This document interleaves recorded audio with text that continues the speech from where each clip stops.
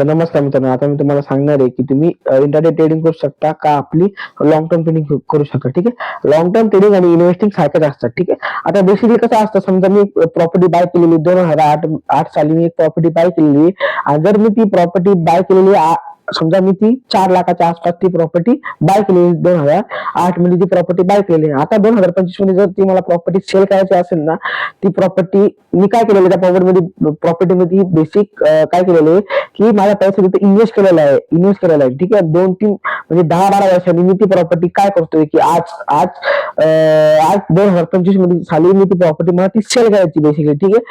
ती सेल मी प्रॉपर्टीमध्ये इन्व्हेस्ट किती केलेलं आहे, 4 लाख इन्व्हेस्ट केलेलं आहे बेसिकली माहिती. ठीक आहे. आणि त्या प्रॉपर्टीमध्ये माझे आता 2025 मध्ये किती होऊ शकतात, मॅक्सिमम 30 लाखाच्या आसपास एवढे माझे हे प्रॉफिट बनू शकतो 30 लाखाच्या आसपास.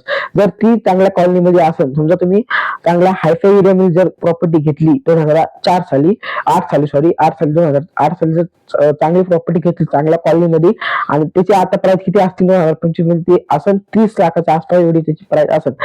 तुम्हाला माहिती असेल की प्रॉपर्टीचा बिझनेस खूप चांगला आहे. तिथं प्रॉपर्टीचा बिझनेस मध्ये तुम्हाला चांगली प्रकारे रिटर्न येऊ शकते. ठीक आहे. आता तुम्ही आपली लॉंग टर्म ट्रेडिंग आपल्या स्टॉक मार्केटमध्ये बी करू शकता बेसिकली. ठीक आहे. आता लॉंग टर्म ट्रेडिंग म्हणजे कसं असतं, समजा टाटा कंपनी. ठीक आहे. टाटा कंपनीमध्ये आता टाटा कंपनीचे मी काय करणार बेसिकली, स्टॉक मार्केटमध्ये फंडामेंटल अनालिसिस करणार. तुम्हाला माहिती असेल की आपण स्टॉकची काय करतो, जर मला लॉंग टर्मचा विचार करायचा असेल तर मी काय करतो बेसिकली की फंडामेंटल अनालिसिस करतो, बघतो त्या कंपनीचं प्रॉफिट किती आहे, त्या कंपनीचा लॉस किती आहे, त्या कंपनीचं आपलं ऍसिड किती आहे बेसिकली.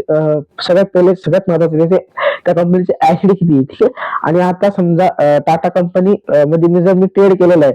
ठीक आहे. मी लॉंग टर्म ट्रेड करतोय, समजा 10,000 क्वांटिटी जर मी लॉंग टर्म ट्रेडिंग करतोय त्या कंपनीमध्ये टाटाच्या, किती क्वांटिटी होत्या माझ्या, 10,000 क्वांटिटी होत्या, 10,000 शेअर होते. ठीक आहे. म्हणजे ती आपल्याला 10,000 क्वांटिटी मध्ये जर ट्रेड केला, समजा आता इंटरनेट ट्रेडिंग तुम्हाला माहिती असली की इंटरनेट ट्रेडिंग मध्ये मी 10,000 क्वांटिटी एका दिवसात बाय केल्या आणि मला त्या 3-3:15 वाजेपर्यंत काय करावं लागतं, क्वांटिटी 10,000 क्वांटिटी सेल करावं लागतात. ठीक आहे. म्हणजे इंटरनेट ट्रेडिंग म्हणजे कसं, एका दिवसात बाय करणे, एका दिवसात सेल करणे. आणि लॉंग टर्म ट्रेडिंग म्हणजे कसं की मी 10,000 क्वांटिटी कधी बी बाय केलेलं आहे. ठीक आहे. कधी बी त्या सेल करू शकतो. ठीक आहे. तुम्ही काय करायचं बेसिकली, तुम्ही आता जर स्टार्टिंगला जर बिगनर आहात, तुम्ही काय करा, आधी डिलिव्हरी मध्ये ट्रेड घ्या. डिलिव्हरी मध्ये ट्रेड जर तुम्ही एकदा घेतली, तुम्हाला मार्केटची नॉलेज येईल सगळ्यात पहिले. ठीक आहे. तुम्ही, माझं म्हणणं कसं आहे की तुम्ही सुरुवातीला हे रिअल पैसा लावूच नका. तुम्ही काय करा बेसिकली, तुम्हाला सांगितलं मी मागच्या व्हिडिओ की तुम्ही फंडपेस नावाचं ऍप डाउनलोड करा. त्या ऍप मध्ये तुम्ही लॉंग टर्म ट्रेडिंग करू शकता, आपली इंटरडे ट्रेडिंग करू शकता आणि आपली ऑप्शन ट्रेडिंग करू शकता. ठीक आहे. तुम्ही काय करा बेसिकली, आधी ते फंडपेस ऍप डाउनलोड करा आणि तुम्ही मार्केटचा तिथं एक्सपिरियन्स घ्या. मार्केटमध्ये स्ट्रॅटेजी बनवा, स्ट्रॅटेजी आपली काम येते का नाही येते मार्केटमध्ये ते बघा सगळ्यात पहिले. ठीक आहे. जर तुम्हाला ट्रेडिंगचा बेसिक टर्न्स घ्यायचा असेल ना, या चॅनलला सबस्क्राईब करा. ठीक आहे ना. धन्यवाद.